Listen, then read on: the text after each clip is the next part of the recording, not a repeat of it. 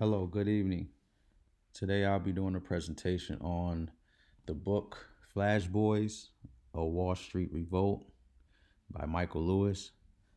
And today's presentation is pretty much just going to be on an overview of chapter 2 in Flash Boys, which is called Brad's Problem.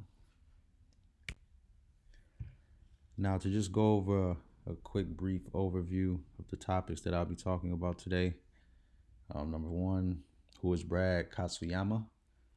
This will just be an overview on his background, his work experience, and that should lead us to one of the previous employers they used to work for in the Royal Bank of Canada. A little background history on the Royal Bank of Canada, Canada itself, how it compares to stock firms on the U.S. market and on Wall Street. And we'll also talk about electronic stock market trading firms, specifically the trading firm that was associated with Brad Katsuyama and how it affected his life and his thinking going forward. And then ultimately, we'll touch on another subject in rigged systems. And finally, I'll provide a section where I get to talk about my takeaways on the chapter, how I feel about some of the topics that I read about, and that will be in the end of the presentation. So, who is Brad Katsuyama? Brad Katsuyama was most definitely a Canadian native. This guy was a Canadian financial service executive for the most part of his career. He's pretty much always started off as a trader, but obviously, as you can see by his work history, this guy has pretty much jumped up in the rankings of the trading world. Just a little background about Brad. He described himself as, growing up in an environment in Canada where things are very, very, very different. Quite the opposite of a place like New York, where people around there really never forced him to identify with a race, let alone his race. He felt like, man, when he was a trader, he didn't ever have to worry about any just kind of discrimination because in his eyes, there is no discrimination in being a trader. So you can focus on the job and the task at hand, be skilled at it, and successful based on your work that you put in. He worked for the Royal Bank of Canada as the global head of electronic sales and trading. Throughout the years, he was responsible for managing a multitude of global teams and programs, including the electronic sales and trading team, algorithmic trading team, the market structured strategy team, head of U.S. cash equity trading team, U.S. hedge fund coverage, and U.S. technology trading teams. And finally, later on in life, he became the CEO and founder of the IEX, the Investors Exchange. The Royal Bank of Canada, as Brad described it at the time, it was considered pretty much the ninth biggest bank in the world. And with it being one of the top 10 biggest banks in the world, when he got to the United States, he realized that, this was a bank that really wasn't as known as he had thought it would be. He described his experience in the United States as a little, bittersweet, I guess, based on his personality. A lot of his coworkers would, label him as RBC nice, is what they would like to call it. Again, the Canadian culture was a lot more pleasant than the rugged, overly confident Wall Street culture. When it came to money growing up, again, this is a guy who, very smart, very intelligent and gifted, excelled in the classroom, was also even, skilled in sports. Could have went any direction in his life if he focused on it. But his desire in investing, took him to another level. and he described like his concept of debt as being, you know, when he was in Canada growing up, he never allowed himself to owe anybody. He thought that owing someone and accumulating debt was a place that no one should want to be in. But when he got to the United States, he realized like it was the quite opposite. Over here we can use debt as a tool to obtain wealth. We can acquire a lot of things with debt. So he had a pretty eye opening experience coming to the United States of America to work for the bank that he did on Wall Street. Now, around the early 2000s or so, or close to the early 2000s, RBC, they bought an electronic stock market trading firm in Carlin Financial.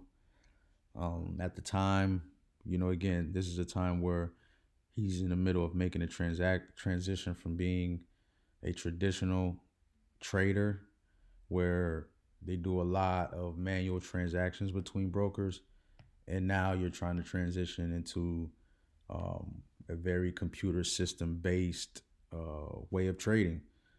And this was, at the time, and the way it was presented to, the rest of the company was that, this is the way of the world, the way of the future.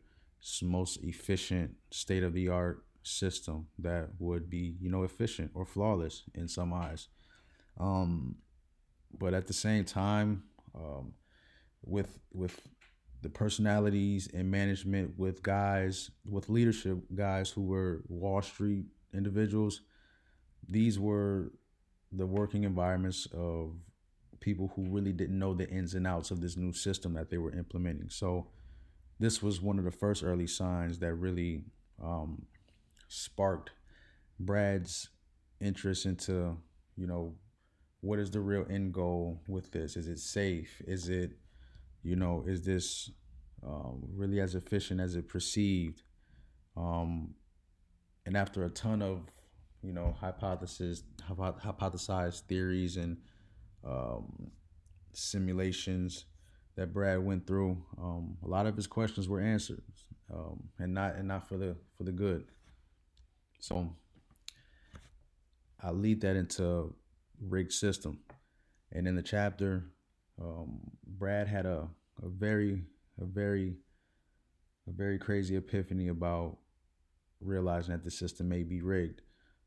He started to question, why was the market becoming an illusion? Because again, when you're placing these orders at a certain price, and later to find out that order didn't go through, or the amount of shares were altered within seconds, all by a click of a button. This really really angered Brad. He had hypothesized that the market was being abused by someone. Again, his prices weren't necessarily accessible, especially when dealing with high volume of shares being traded. And then he realized and learned that there was a number of multiple exchanges offering um, you know skewed numbers at the same time in order to be equivalent to the total number that he was looking to buy. And that's when, again, um, inviting technical experts to really dig deep and understand how the developers created these programs led him down this path. And he realized that they were actually losing out on valuable volume, and he knew that wouldn't be good to any investor. So after reading this chapter, see, my biggest takeaways was, as a young investor, I probably can be considered as an average investor, but just knowing, like, consciously, how do I feel knowing that most market orders are probably never even actually executed, let alone being executed on time. And I don't know how that makes me feel emotionally, knowing that my execution quality is not pure. My confidence in stocks is now definitely emotionally affected, because as I'm learning now and as I'm starting to understand, drops and rises and what factors, um, manipulates the market. It's like, how do I react and how do I respond to a potential gain, knowing that, I may not even ever have an accurate, um, order. So again, that is a lot of questions as for me as a millennial that I have to think of, and then especially when we're in a time where, again, the traditional way of trading is long and gone and out of the window now. It's 2020, so now we're being advertised with these smart, efficient systems, and you have these mobile systems now and mobile platforms such as a Stash and a Robinhood, where we think that we can execute accordingly, at the palm of our hands, and trust that, you know, the speed of these orders are on time. And that's the tricky part. So now I can only imagine when, if I'm able to gain a considerate amount of wealth and start to, buy and sell or trade high volumes. And, I could be probably losing out on losing more money than what I could, or I could be not capitalizing on the maximum profits that I'm desiring. So those are pretty much my takeaways on that chapter. I thought it was very, very eye opening. Um, I liked it because I was able to relate to Brad on a lot of different aspects of the chapter, and I'm just happy that it's people like him who, in those positions to be so close internally, they're able to, crack the code and look out for what's best for not just himself, but for the rest of the people participating. So it's a great book, great chapter. Thank you.